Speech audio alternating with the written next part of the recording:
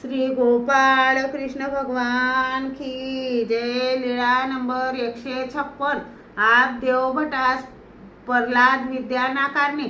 नागझरी नदीवर नागदेव भट कपडे धुण्यासाठी गेले होते। कपडे धुतल्यानंतर एका लेण्यात गेले, कपडे वाळत घातले आणि बसले।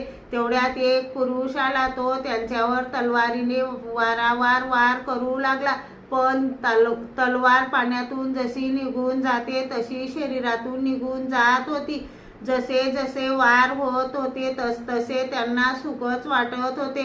असा त्यांना उशीर झाला। मग त्यांना सर्वज्ञांनी विचारले, उशीर का लागला भाग्यया?